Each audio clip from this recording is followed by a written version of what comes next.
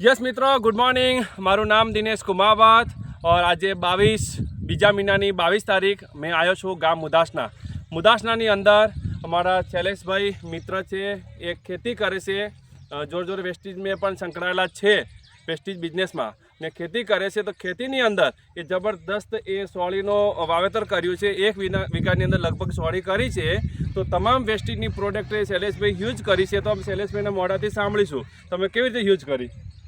मैं 1 वीघामां ચોળી કરી છે બરાબર, અને એ વેસ્ટેજની દરેક પાયાથી લઈને વેસ્ટેજની પ્રોડક્ટ બધી જ ઉપયોગ કરી છે, અને લગભગ આજે 40 દિવસની ચોળી થઈ ગઈ છે।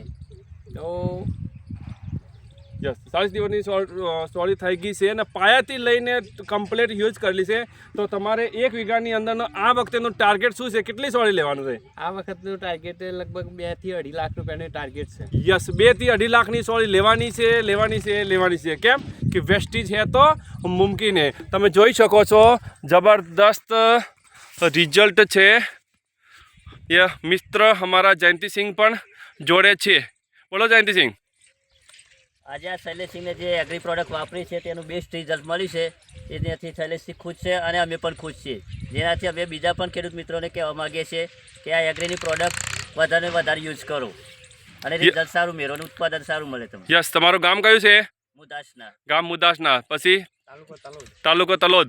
ગઈ વખત પણ મેં આ ચોળી કરી તેને લગભગ 1.5 લાખ રૂપિયાની ચોળી લીધી હતી, અને આ વખત પણ 2 થી 2.5 લાખ રૂપિયાની ચોળી લેવાનો મારો ટાર્ગેટ છે। यस 2.5 લાખથી વધારે પણ થાય એવી શુભેચ્છા। હું દિનેશ કુમાવત।